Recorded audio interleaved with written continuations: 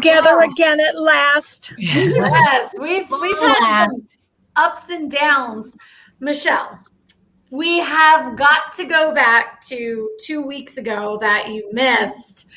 It was all about skin, and we were kind of like, I know. So we'll have to do this without you. I know. We were like, oh my God, Michelle's not here.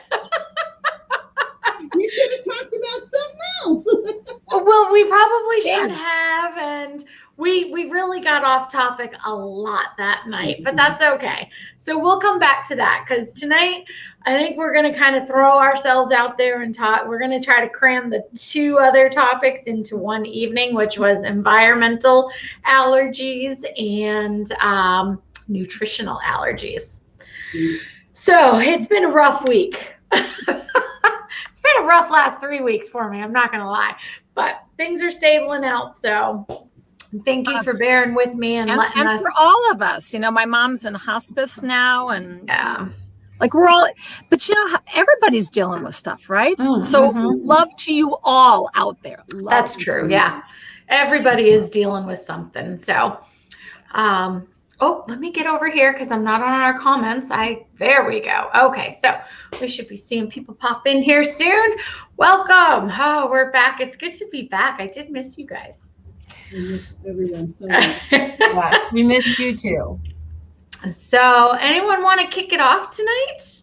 Ooh, let's do our intro, because then we might have a lot of new viewers and I haven't done it in a while. We haven't said our names. We have not said our names on tape in a long time.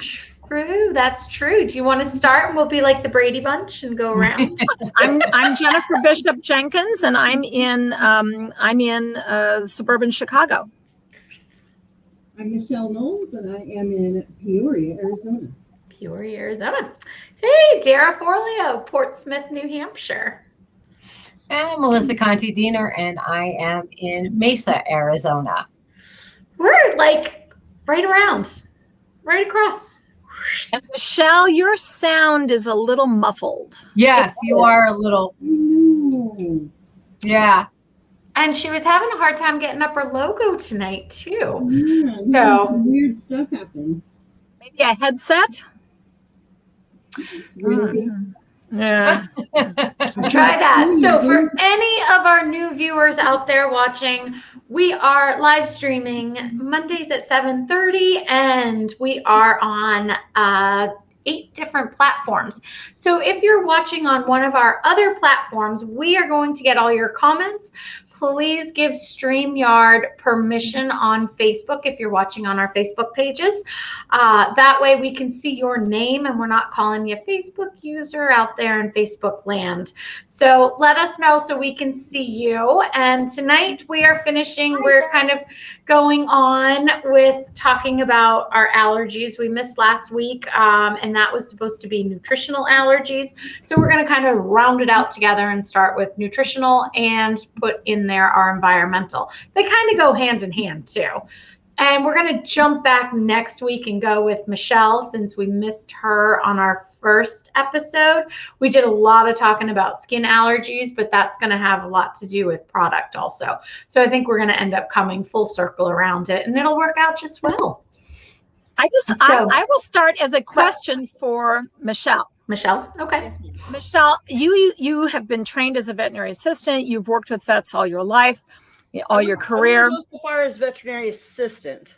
Well, you've had veterinary dermatological technician. There you go. You're a vet. You've been a vet tech, and you've worked with vets a long time. Yes. So I have, whenever there's a skin issue that shows up amongst my thousands of clients, every single one of their vets tells them it's allergies. Mm-hmm. Yeah. Every single time. And then they just come to me and say, oh, my vet says it's allergies. If I've heard that once, I've heard that 10,000 times. Mm-hmm. So it can't be really allergies all the time. It's sometimes other things, right? You are correct. Actual allergies, especially contact allergies,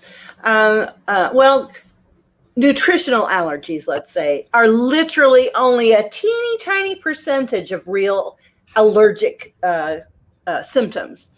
So, I mean, food allergies are so tiny, so tiny. And of them, an actual, like a kibble or a problem, a genetic allergy is present as well. So it's tiny, tiny. Most of it is contact dermatitis, contact allergies, and can be handled with proper skincare.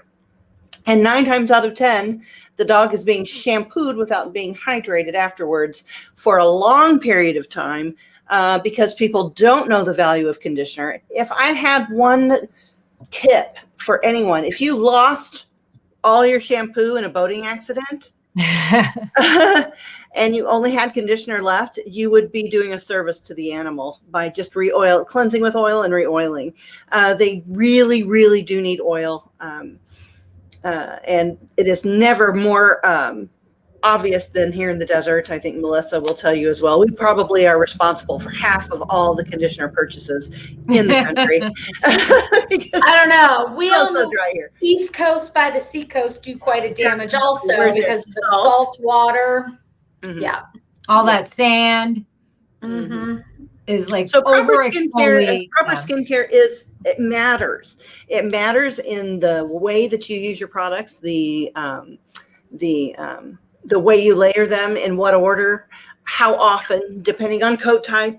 It absolutely does matter. And if everything is within normal limits hormonally, if everything is within normal limits on the blood work, and they can't pin it down, and they just shout out, well, it's probably allergies, it's probably allergic to something, then that triggers something in the owner to go get allergy testing. Oh my gosh, he's allergic to oak and dust and grass and this and that. Well, we all are. But it's the immune system that we need to support with our topicals. They are absorbent. Dogs and cats are very absorbent. You can treat them topically. You can give the skin what it needs topically and have it respond to that. So I'm all about skincare. I've been called a product slut before, but I don't think it is that, or else I would just have all the products. I want the products that absolutely work. I want them that fit in the categories of good skincare, and I use them accordingly. So I think that dermatology is a specialty, obviously, for vets. And I don't mean to say this to diss veterinarians. I worship the ground they walk on.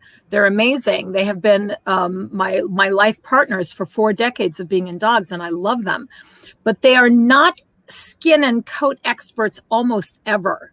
Mm-hmm. They've had probably this much, maybe one lecture in one class, one afternoon out of 4 years, 8 years of school.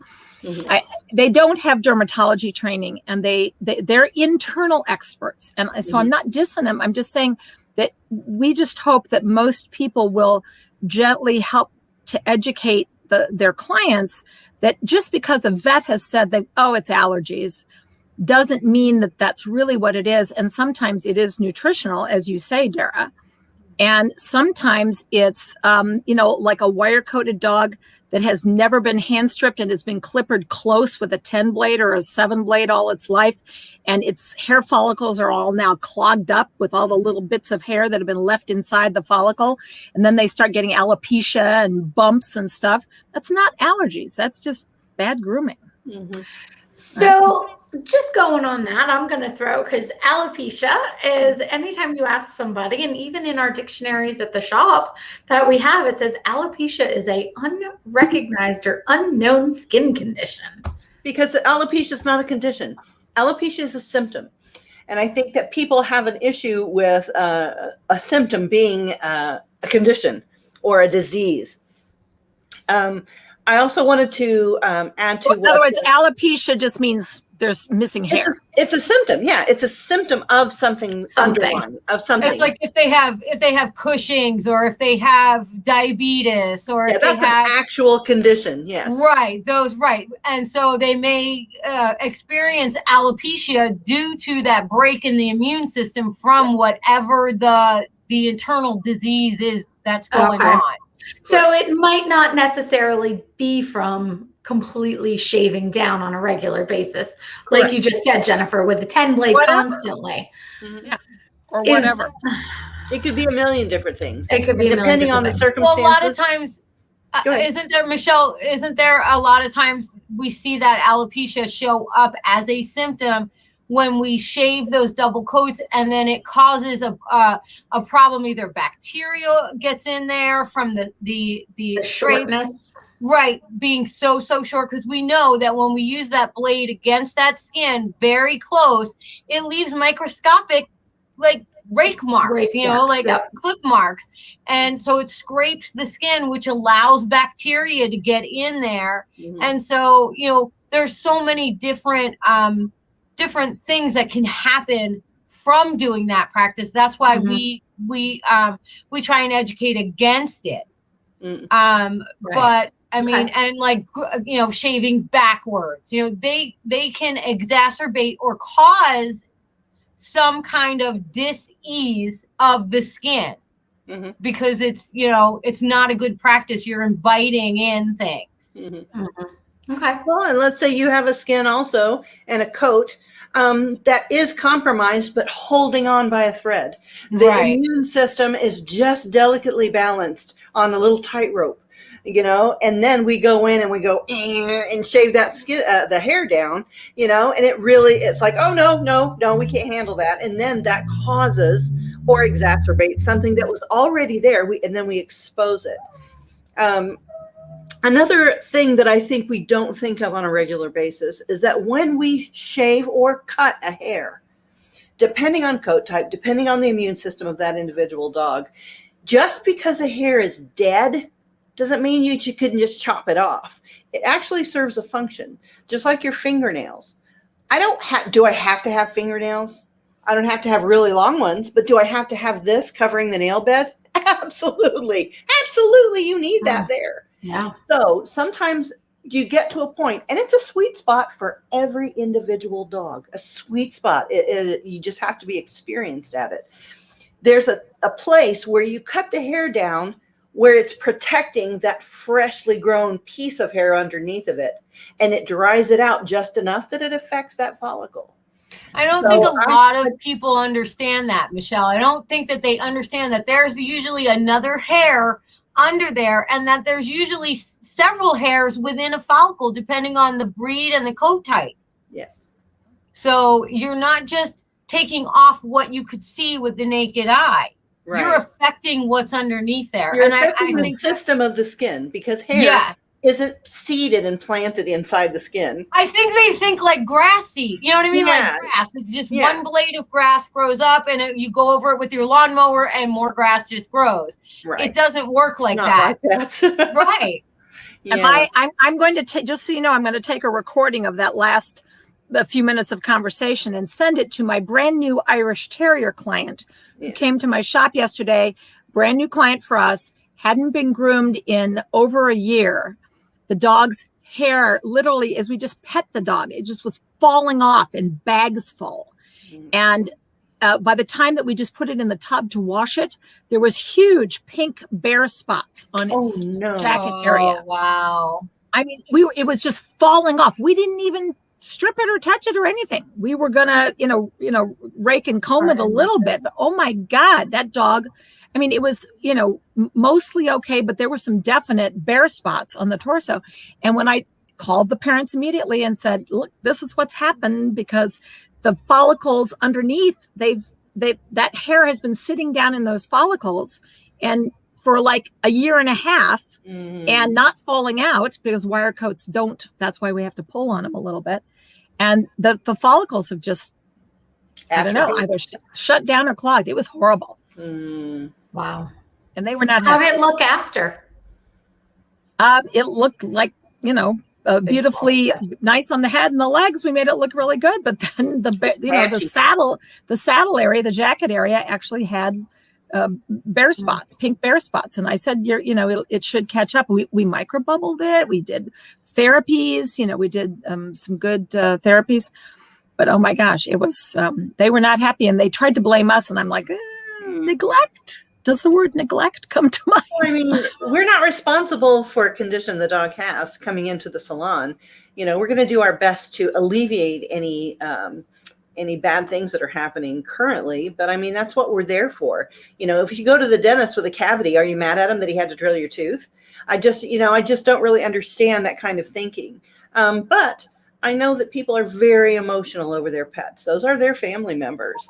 And sometimes we don't think clearly, especially when it's our pet that's never going to leave us. You know, it's not like a child that you love its life, but you expect it to leave the nest and live on its own. Dogs aren't like that. They're not like children that leave. They're children that stay. Yeah. And they're precious. And we freak out when something happens to them. So we as groomers have to educate those customers as to, here's a good analogy. I have 3 children of mixed race descent. And so all 3 of my children have varying degrees of extremely curly hair. Mm-hmm. And so I have like loose curl, very, not like their curls. And so I had to educate myself on how to properly care for my children's hair. Yeah, because it was something that I didn't know about, mm-hmm. And I think that as groomers, and I've started to coin a new phrase that I'm calling us paramedical service providers, which means that we assist medical people like veterinarians and chiropractors and all that. And so I think that it's our job to completely understand what we're working with so that when we approach that client that comes in and hasn't been in for a year and says, okay, here you go. Here's my wire fox terrier. Now it's your fault that my dog has bald patches around the saddle area because it didn't look like this when I brought it in. Although they had to have seen the handfuls of hair coming out, but they don't understand the structure of a wire coat. Exactly. Mm-hmm. Yeah. So what does a food allergy look like, Michelle? That's a very good question. A food allergy most likely will be symmetrical on either side of the body. They look like an ink blot. So the hair loss or the skin that's affected, so the eyes will lose hair or be red, but it's going to be the same on one side of the body to the other. Another a good indicator that it may be a nutritional or an internal allergy is if every orifice that exudes, the rectum, the pads, the groin, the nose, the flues, the saliva, the tear glands, the ears, all of the sebaceous zones are going to exude, and they're probably going to be really rusty or itchy or irritated, but it's all going to be. So something that's inside the body, and the skin is going to be affected as well, but not in the way that those orifices are, simply because they have direct contact with air. And that's where you see the inflammation the most. So what do you mean by rusty? You mean like color, like a color? Oh, discolor. Yes. Discoloration. Yeah. So it could be swollen. It could be irritated. It could be red.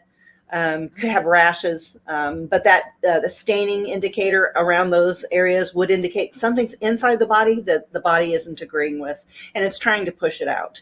And normally those skins will be dull. The coats will be dull.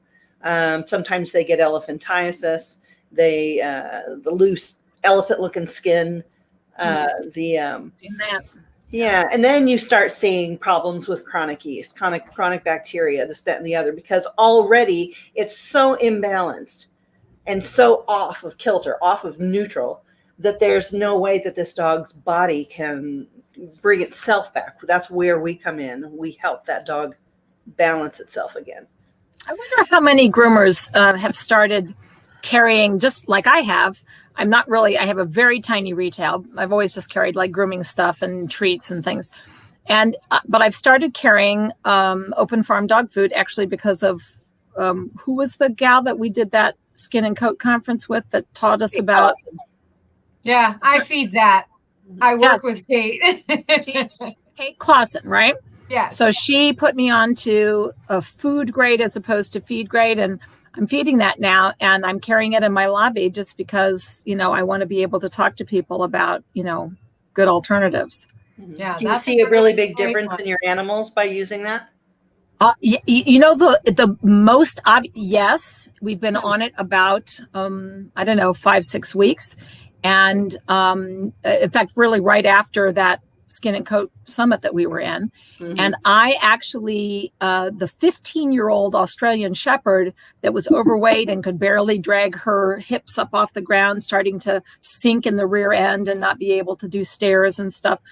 She's dropped 5 pounds and she is trotting around the backyard. Do you ever any on any other supplementation? Sort of a fish oil Like thing. Dasaquin or anything to support joints? Oh yes, she gets like a set of fish oil thing, and what do you call that? Vicox. It's got glucosamine chondroitin. Okay. Yes. What about chewing at their feet? Ha ha ha. The feet chewing. There are 5 And I mean in that little trillion broad billion area. reasons why dogs chew their feet. Okay. Contact dermatitis is probably the number one. They step in things that their skin doesn't agree with, chemicals, whatever. It could be anything. However, I do have a gentle warning that if you are trying to stop someone from chewing their feet and you're treating feet and you're soaking feet, if not all the feet are affected, it is not contact dermatitis. If it's contact dermatitis, the belly's usually affected, all 4 feet are affected, mainly just all 4 feet. If only the back feet are affected, or if only the front one, that's not a topical kind of thing. Something's going on. The nervous system, the bone structure, something might be inside, like a foxtail or something that has burrowed in. It might be infected from the inside. So be very, very cautious about just trying to, and the same with growing hair back. You know, don't be so focused on growing hair on the coat that you don't realize the dog may be diabetic and need insulin as well. You know, some people get really focused, especially when they first start on skin. So then they're just focused on skin. And it's like, you got to take all the animal. For us to just focus on skin is just as bad as vets only focusing on a symptom. You know, you have to know the whole story. Even when I do my tiny piece of consulting for people, I've done some consulting on cases that are across the pond and here and there. I always say, I can't even talk to you until you have a diagnosis from the vet. I feel so strongly about a solid block of blood work, hormone panel.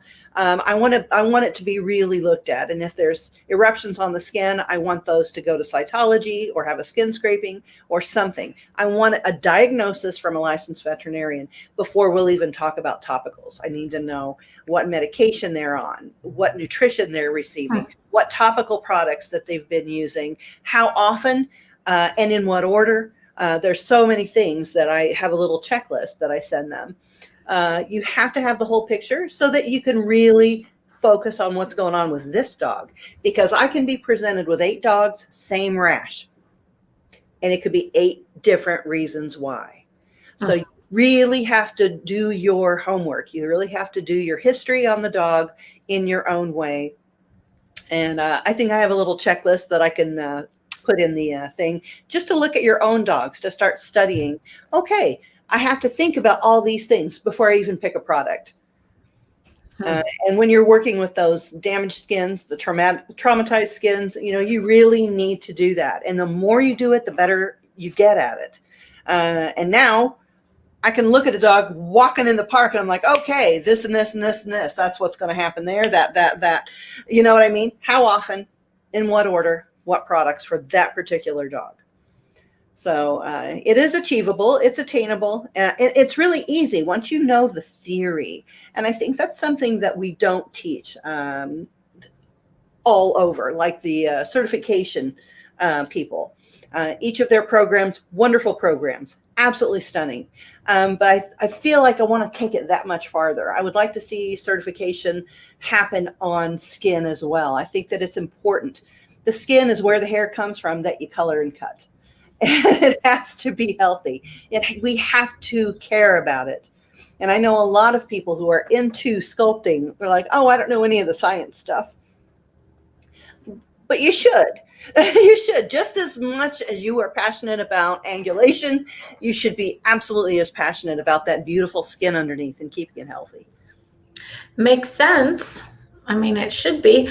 So I noticed when you were here last summer, remember I had started complaining about my dogs, and now I got smooth-coated breeds. Very smooth-coated. They're on a home-cooked diet. They get just a little bit of kibble just to make sure I'm not missing out on anything. But that was right in the height of there was a lot. I couldn't get their food, the kibble that they usually got, and I sprinkled it with the Farmina. Our shop the shop that sold it here was closed. So I was having a hard time finding it. And then I ended up having to order it from Chewy's, and that's where it comes from now. But I was looking for an in-between. So I'm like, what? Nobody's open. There's not a lot of options. So I ended up at Petco, and I was like, all right, I'm going to buy the most expensive food in the place. Can't go wrong, right? Primal Raw, freeze-dried. I noticed within 3 days of them just having little tiny of it, how bad their coats started getting. And I didn't realize it. The minute I got them back on Farmina, tightened right back up, and they stopped all their problems. Mm-hmm. It was within, I could not believe how quickly, even that quality, how it affected the three of them so bad. And it just depends on that animal. It depends on your dogs. My dogs, my littles, that's what I feed. I do the kibble, but we do the primal turkey and sardine, the freeze dry. Yeah. And we do what's the other one? Honest Kitchen. My old dog does really well on that, my Bichon, because his head he just oozes from his eyes when he goes on any kind of kibble, and he just gets terrible allergies. So I keep him on a non-chicken, and because that seems to exacerbate his itchiness as well. Mm-hmm. So I think it has a lot to do. You need to know the difference, like Kate always says, between feed grade and food grade. I always say, if you're going to look and buy something, get something that says human grade on it. It's a higher standard, but it's going to depend on the area that you live in. There's going to be different environmental allergies and things that, affect their coat. Here in Arizona, my dogs are so dry, so I always have to feed them something wet because there's not enough moisture. Mm-hmm. So I add things like bone broth or eggs or, things that, yogurt, and give them those kinds of things. But some of mine can't have those things because they're individual. We have to start looking at them as individuals. Do you guys agree with that? That absolutely. Each dog is like each person that comes in. Like I can't eat eggs. Right. That'd be like making a meal and a yearly diet for all four of us that we have to all eat the same thing. It would hurt the majority of us to do that, and no one would be healthy.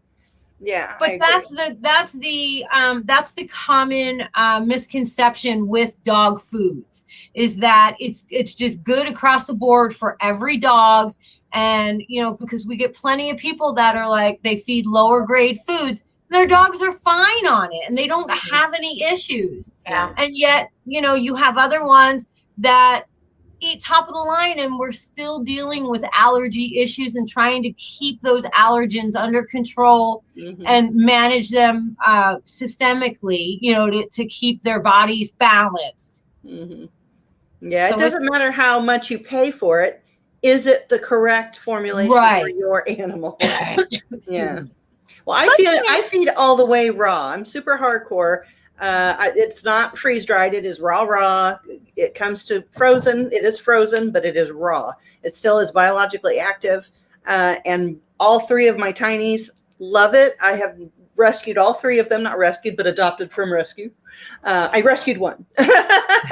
But I mean, they have gone through some coat changes and things like that. They were living on the street. They had nothing, but they are so bright Their eyes are bright. Their Yeah. coats are shiny. They're colorful. We just adopted a new one that Oh, doesn't she's have so any hair on her cute. head, on her ears, and a little strip on her spine. And she came from a horde.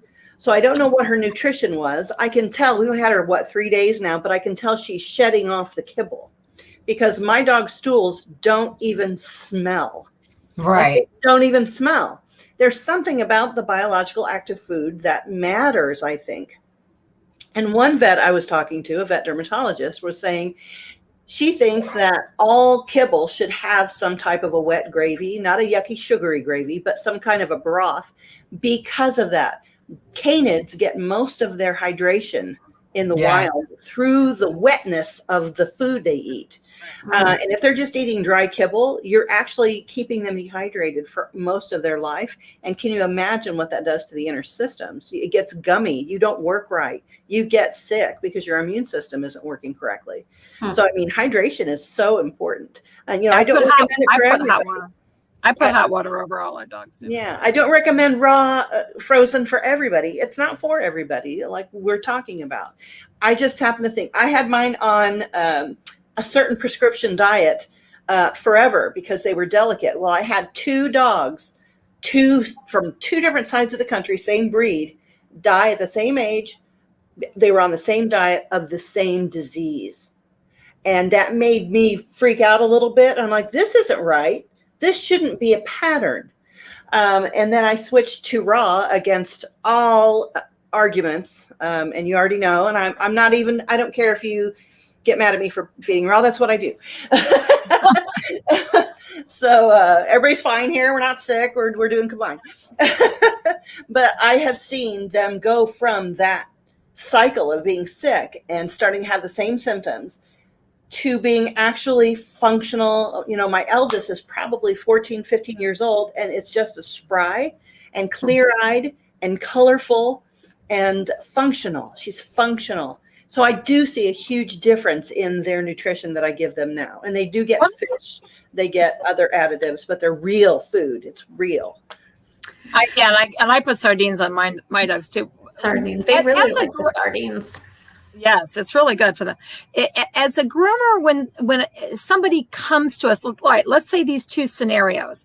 A client comes to us and they have all that stuff you talked about, Michelle. They have, cytology on, scraping of the skin, and they've actually had it diagnosed as a skin problem. They're coming to us with actual medical diagnosis of what the problem is, and then we are, hopefully going to treat it accordingly.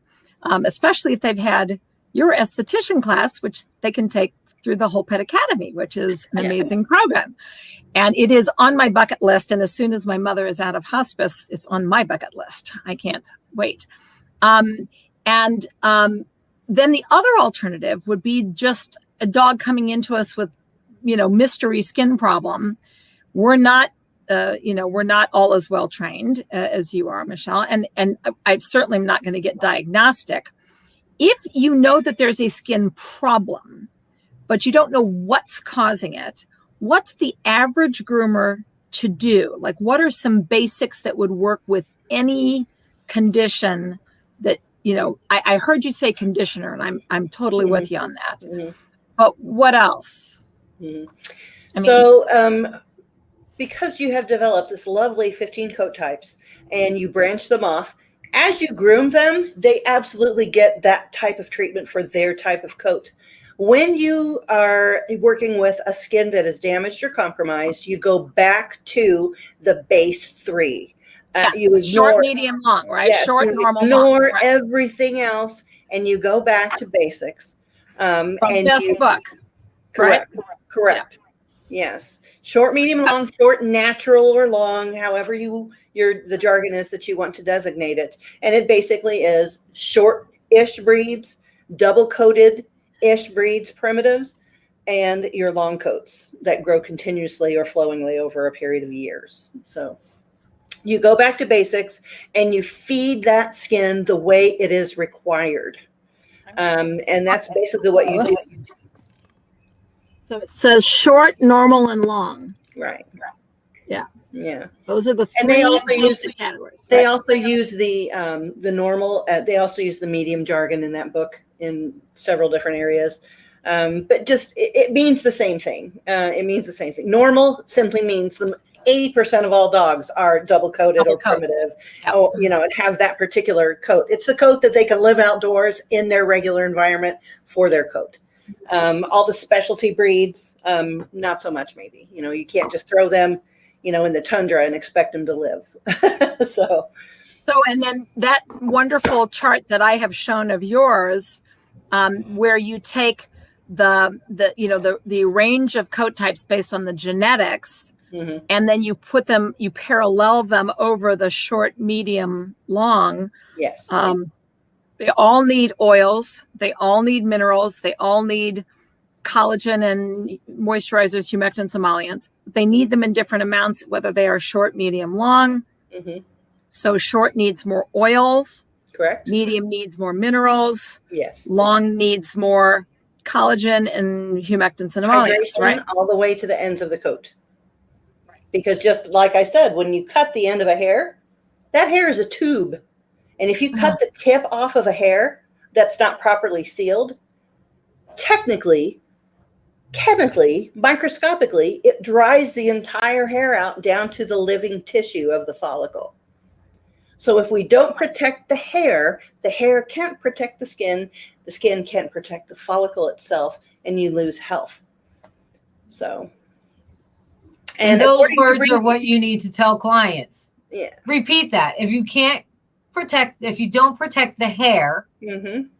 If you don't protect the hair, you can't protect the skin, and the skin can't protect the follicle itself. That's when you start to have issues. Yeah. In a nutshell, that's why when clients say to you, I don't understand why you won't cut this dog that short. Why won't you do it?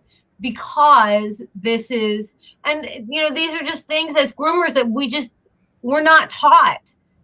Mm-hmm, mm-hmm. I would say if you're interested at all in skin, absolutely get some kind of a reference material about short, medium, and long coat and the needs and how they're coat typed. You can find that education through me. I know you can find it through Christine Pearson. I know you can find it through ISB. I know that you can find it through several different sources now. The information is spreading. I think that it's important to get that basic information about the needs of the skin so that you can help those little buddies. If you're not interested in it and you have mostly healthy skin dogs, good for you. I'm so glad. If you have the occasional one that you just want to know how to help, it would benefit you to do so. You don't have to go full broke on it, but you absolutely can educate yourself to the point where you can say, you know what? Do a consultation, find a pet esthetician that's been through a course, and and if she's in your friend circle or he's in your friend circle, absolutely go do it. Send them an email, say, hey, I just have this one client, can you help me out here? Do you have any suggestions? I think the more we think about the skin, the more we're going to seek out the education, and the more we can enrich this industry and make the lives and the qualities of those dogs and their people so much more full of quality, because these people will love these pets no matter what. I had a cocker named Charlie back in the day that would come in every week. He stank. He would stay for the next 2 days, and we were clean, but he just would permeate the whole place. And he had a veterinary prescription shampoo, and we just maintained it until he died. But that dog slept with him. He had special blankets. He didn't care. He's like, this is my dog. So I know a lot of people, even if their dog has issues, they hide it away, but they love that animal. That's their family member. If you've got somebody that's having some health issues, what do you just stick them in a back room? You're going to love them. They're part of your family. So, but we now have the tools, the technology, the formulations now that we can absolutely treat these skins topically. And it's so easy. All you need is knowledge and a little bit of experience. I know people also that go to the shows and get these therapeutic packages, and then they put them on the shelf because they're afraid to use them because they were so expensive. And then they get confused and they're like, I don't know how. Put it in your hand and put it on the dog. Put it in your hand and put it on the dog. try it, and if you fail, then that's the method that's not for you or for that animal. Try something new, but if you are into experimentation and you start saying, okay, well, I've tried, you wake up one day and you've tried 7 different things, maybe it's time to take a course. Just saying. I always say, be a bathtub mixologist. I love to be a bathtub mixologist. I love to try different things. If this one doesn't work, or these applications didn't work, we did it a couple of times, mix something else, try something else. But you'll never be able to develop a program for that, a therapeutic program for that animal if you don't start somewhere. You can have all this stuff, but if you're not utilizing it, it's not going to make any difference. Right. And I know a lot of people too who get the best products of everything, but are not correctly taught how to use them and in what order, on what condition or on what dog. I think sometimes it's hard. Sometimes they don't come. I know I've found, and I did some of the Yves Saint Bernard and ordered the whole package and got it all and was so excited. And it's like, that's a lot of work. Wow.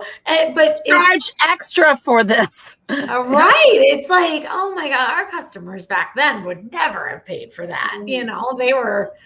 They probably still wouldn't in that area. So, now in a different area they would, but it was very, I don't want to say, I'm lost for the word for it, but it was overwhelming. All of that. Think about it this way. Think about it this way. If anybody who has not trained to be a vet, we're just given a fully functional surgical suite, right? All the tools, all the gauze, this, that, and the other, and you have all the stuff, and you know that you can cover a cut with a gauze and a piece of tape. You know that much. But then you have all these tools, yet you don't have the training. So if you're surrounded with all these beautiful products and you don't know what to do, go to a class, take a course, because the information is out there.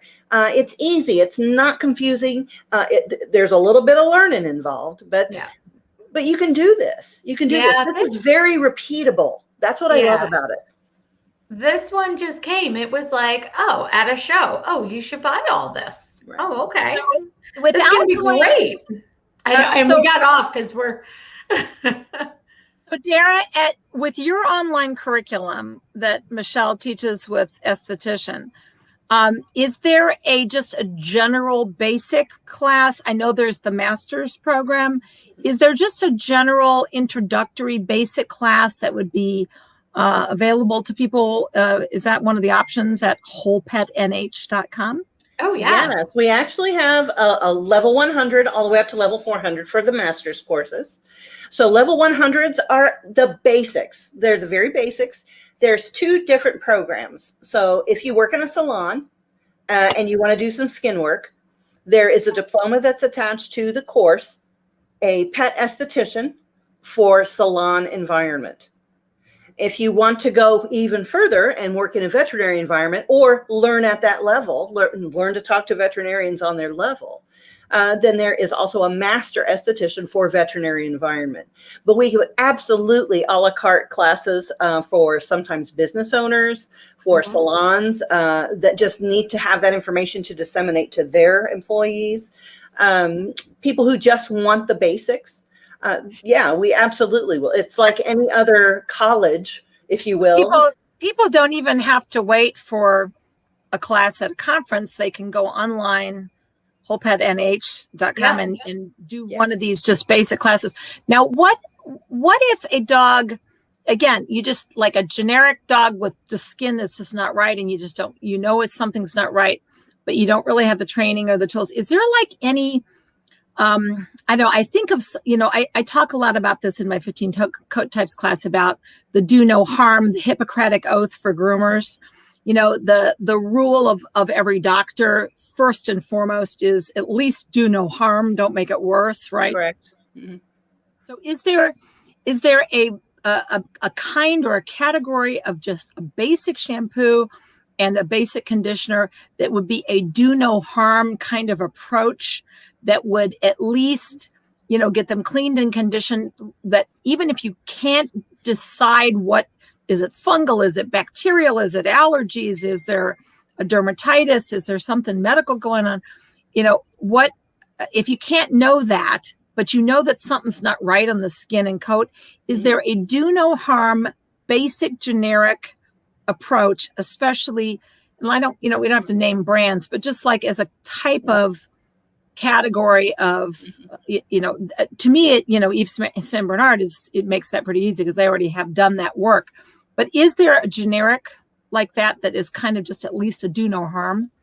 Well, I think one of the things I wanted to do after parting ways with Yves Saint Bernard is that I wanted to establish that the science itself is sound across all brands. I think that was the most important thing to me, because I don't want to be trapped with one brand and say, okay, this is the only brand, this is it, this is all you can do. In order for the science to be tested, you actually have to test the theory among a category of several different brands. So what I would suggest is that anytime you come up against a skin that you don't know anything about, it will never harm to do a French clay mask with a little bit of avocado oil, and then your protein shampoo or unscented hypoallergenic with the least amount of ingredients. Do not be afraid of detergents. Do not be afraid of laureth sulfate. Don't be afraid of it. It cleans the crap off the coat and the skin. Don't be afraid of cleansers. However, pay attention to the actual conditioner that you are using. If you're using a base, I use a base and I get it from Essential Wholesale. It's their base because it has like 5 or 7 things in it that I know exactly what they are. It's gentle. It's aloe vera based for hydration. And it's just a really lightly coating conditioner. Now, if it's a short coat, I know I'm going to have to add a little bit of oil. If it's a double coat or a medium or a natural coat, I know I'm going to add a little bit of protein. And I like quinoa protein. It's expensive, but you only need the tiniest bit because it's just microscopically going to cover the coat. And I may add a little bit of collagen. So, and that's what I do. And I will soak them about 5 minutes in each. After 20 minutes, you absolutely start to loosen the laminin that attaches skin together. All that gets really gummy and loose. So you don't really want to soak anything past 20 minutes. There's no reason for it. And if they have collagen or connective tissue issues to begin with, then you want them in water the least amount of time. So, I mean, there is a method to the madness. There is a methodology to choosing those products, but I think the no harm, if you just had powdered French green clay, avocado oil, a protein or hypoallergenic shampoo, and a quality conditioner with a mineral additive and maybe a collagen additive to put in there, that is like the basic, that is the basic therapy that I would ever do. A lot of people also ask me about the commercial muds. Commercial muds have preservatives, they have essential oils, they have perfumes, they have other things in them. If you want true spa therapeutic grade pulling clay to pull toxins, just get powdered cosmetic French green clay. It's the best one to use. If you have a really delicate skin. Clay is designed to pull toxins out of the skin, right? Yes. It actually has an electrical charge. As soon as you mix it with water, it's like a little engine, and it sucks the oil and the toxins off of the skin and the coat. It's pretty So neat. this is all stuff you teach in your class? Yes. Yeah.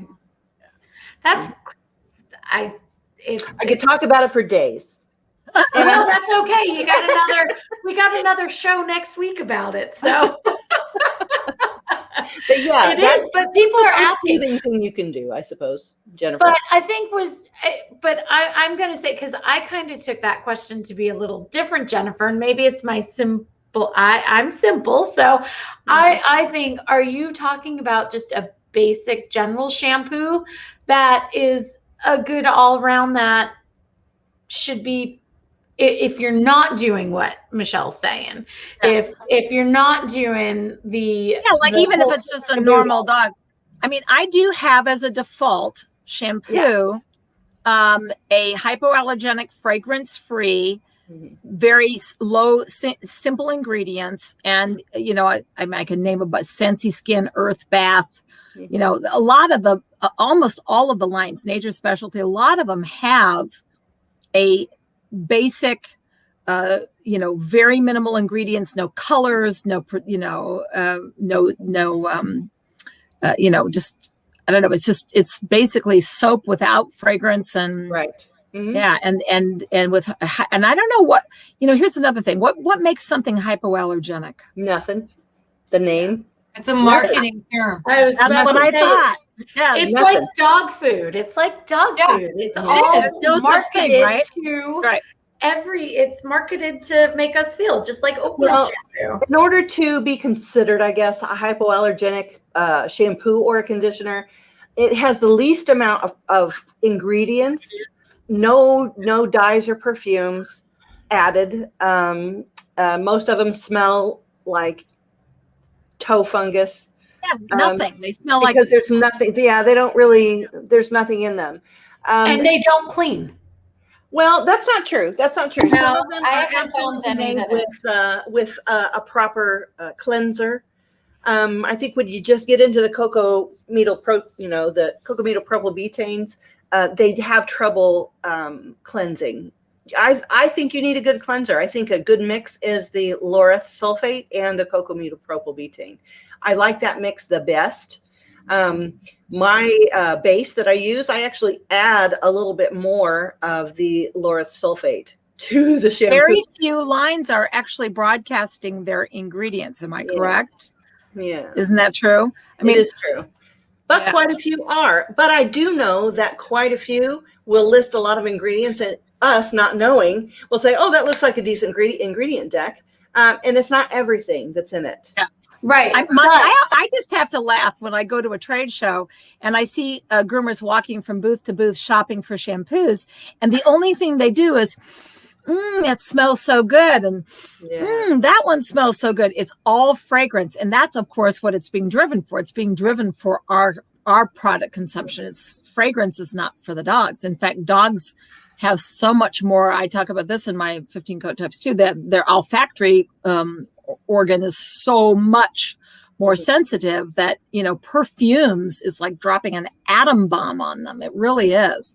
Right. So And it's the same for cats. Cats, they worse, I'm abhor sure. it. They absolutely hate it. Mm-hmm. And now they're marketing all these sprays and things for cats, the perfumes and all that. And it's just like, really, you know, their skin is so much thinner and it permeates that first layer. They don't have that lipid layer, you know, like a thick fatty lipid layer that other animals, even dogs, have a little thicker skin than a cat. Mm-hmm. Yeah. Oh, definitely. You know? Definitely. Yeah. Absolutely. Yeah. You know, But I to always like continue with the them to, hypoallergenic shampoo to finish that thought. Even the ingredients in a hypoallergenic shampoo, each individual ingredient can cause a reaction. So technically, hypoallergenic just means it has the least possibility statistically of causing a reaction. That doesn't mean that it won't. So if you think about it that way, I would rather have a clean skin, because that shampoo's just wax on and wax off. It's to get the dirt off. It's to get the old wax off. It's to get the sebum that's rancid on their skin off. So I want to get it off, but then I'm going to replace those oils with some clean, healthy oils, and not mineral oil, and not baby oil, not petroleum coconut oil, not coconut Too oil. heavy. Yeah. Too heavy, clogs pores. Yeah, bad. Yeah. I remember the old days in the 80s when hot oil treatments were all the rage. Oh, we did so much damage to dogs. Heavy, thick oils. Oh, not to even mention the coal tar that we treated all the bad skin with. And then they started all getting tumors. So yeah, it was fantastic. if they want to look up oils and know which oils are better than some, you know, which ones are better than others, or more skin friendly than others, all they have to do is Google the cosmogenic scale, and it breaks it all down and says this is better than this, and this is, like, and it gives a ranking. But those are number. actually measured against human skin as well. So absolutely, they may have a different reaction on a dog or a cat. But at least it's somewhere, because we don't have a cosmogenic scale for our products. Right. So we have to, at least it gives us a jump off point to know that, these are lesser than, coconut oil per se is so thick, and it just sits on top. It takes so long for it to permeate down through the skin. Mm-hmm. And then there are other ones that are much lighter. So, I've always used the cosmogenic scale to determine what I wanted to use. We should get Michelle Knowles and Barbara Bird before either of them is allowed to retire at any point to write the cosmogenic scale for dogs. There you go. Because you don't have anything else to do, right, Michelle? Yeah, nothing else. No. So I'm going to go back, because we were just talking about the products and how a lot of companies don't release the full ingredients, but they have to. All they have to do is get the SDS sheet. Because you usually go to their website and you have to. And the SDS sheet doesn't have all the ingredients. They don't have to. No. The SDS sheet only has to have the ingredients that might cause an issue. Yep. Really? Interesting. I thought that there was some sort of thing with the FDA that they had to proprietary, because it's still dog shampoo. Right. It's not they don't have to tell you nothing. They just have to tell you if something in it's flammable. Right. Something in, if you get it in your eyes, might burn. Okay. That's it. And the thing is the SDS sheets are primarily for things that would cause harm or injury to us as humans. Not like they get something in their eyes or something. Yeah. Right, but it's geared towards us, just like Michelle said. Oh, the cosmogenic scale is, geared towards humans. It's the same thing with those SDS. So, in truth, they really, because it's a pet product, they do not have to relate anything. Right. There are no laws that say that they have to tell us. Yeah, that's true. That's all true. And I would like to see dog products classified as human products, because we are in them all day, every day, all year, all our life, all our entire career. They're soaking into our skin. So why wouldn't they regulate them for us as well? Right. And that would pressure the manufacturers to absolutely put the ingredient deck on there, because they would be required to by law, where now they're not. Right. They're just not. And the ones that do, thank you. That might, you know me, the political activist. This is already like my wheels are turning.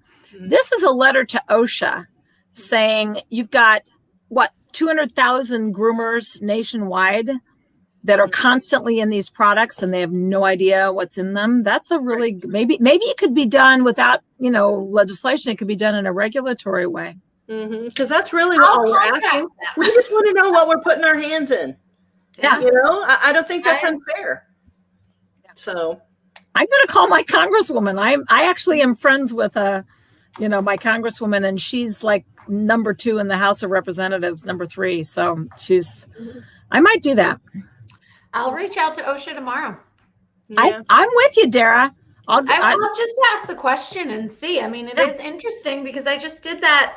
I just did my OSHA seminar today for the business summit.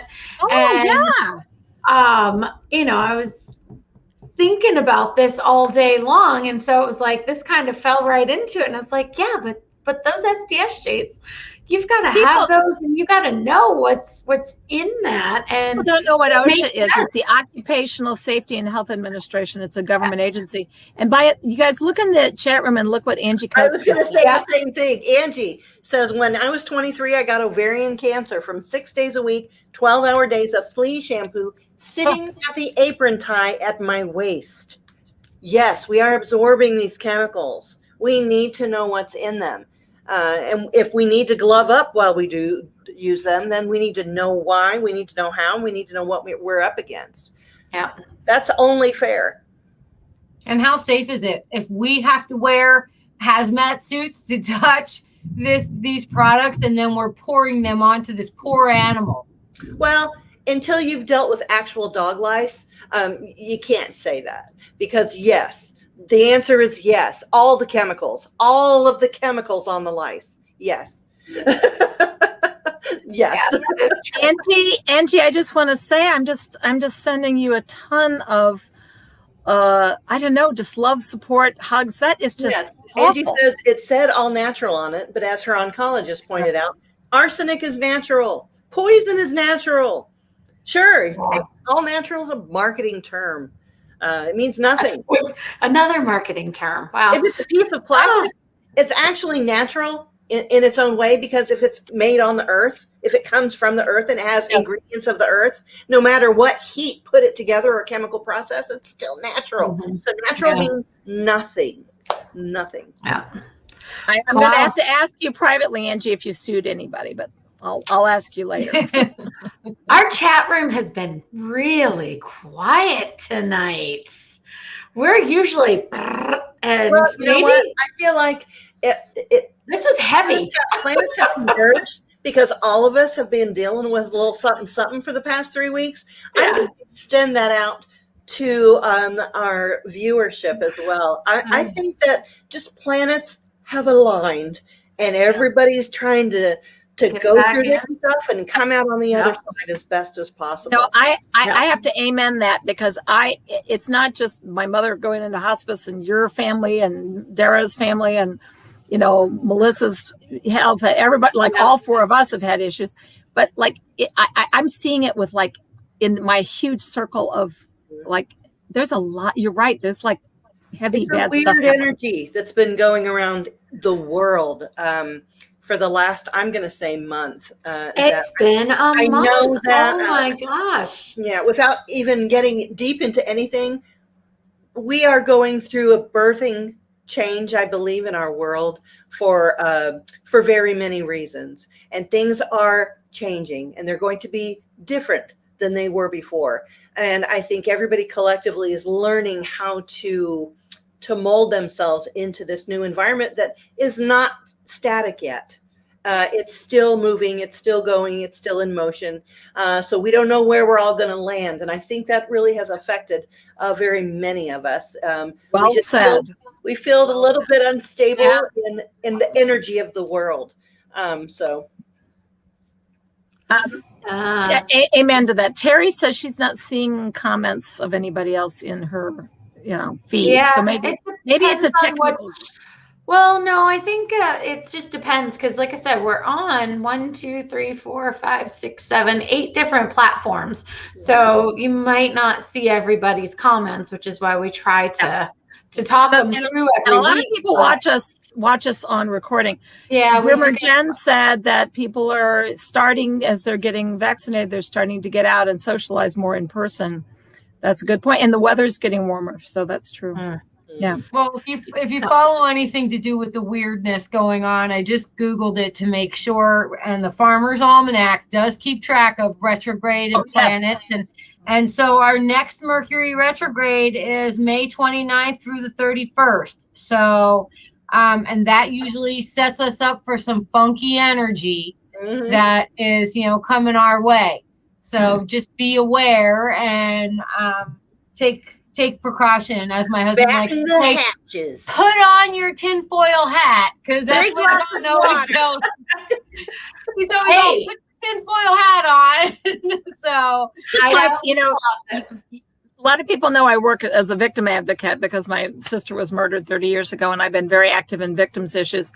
And it is actually a true thing. Prosecutors, police departments know that when there's a full moon, crime goes up. Craziness, domestic violence, incidents, just like there are patterns to these things. Yes. That's why they're called lunatics, because of the lunar, the moon. So, but it affects everything. It affects the animals too. They start to act funky, and so sometimes we'll see things with seasonal changes back to allergies. You'll see things like, with all that going on, their allergies may flare up because of the season, and then on top of the fact that they're just energetically off balance as well. And the month of April, and I say this with my sister, her husband, and their baby were shot and killed in April, and we've had how many mass shootings and mass murders in April. There's something about Oklahoma City bombing was in April. Virginia Tech was in April. I mean, there's something about the beginning of spring or something, and this, warm weather, and people come out from their hidey holes, and I don't know what it is, but right, this is a rough time. And so just blessings on everybody, and let's just hold on to each other and take care of each other. And, then we'll come back next week and we'll keep doing positive things. Just about to say something good came out of April last year for us, and that is next week is our 1-year anniversary. I can't even believe that. It feels like so long ago. I know. However, it's such a short amount of time, and look at all the things that we've accomplished. We have really come a long way with this show. On the panel, I don't know where I'd be without you. You have been my rock. Yeah. You guys have been my sounding board, my cry temple. You have just been everything to me. And I want you, all three of you, to know how much I appreciate each and every one of you so, so much. As a colleague, as a friend, it's an amazing, amazing blessing to have you in my life. It's been a journey, huh? Yeah. I just keep looking behind me like, why did they let me in? How did I get it? You're wonderful, Melissa. You're wonderful. You are like for somebody to be like, hey, get her out of here. Oh, you're the riffraff in. And I just want to thank Dara. Dara, I just want to thank you because you are truly not just the icon award winner from Pet Age Magazine. You are a woman of vision. I try to be. Yes, you are. No, thank you. Yeah, thank you. Dara. Thank you both of you guys for coming to me in Pasadena last year and saying, please be part of this. I was like, thank you. It all happened. So next week we'll have a little celebration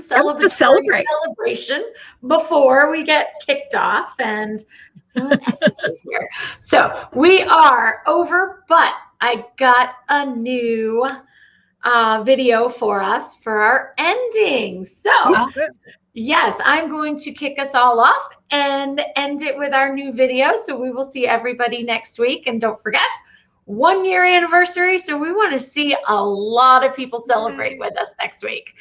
All right. Have a good night. We're going to try this. Let's see how this goes.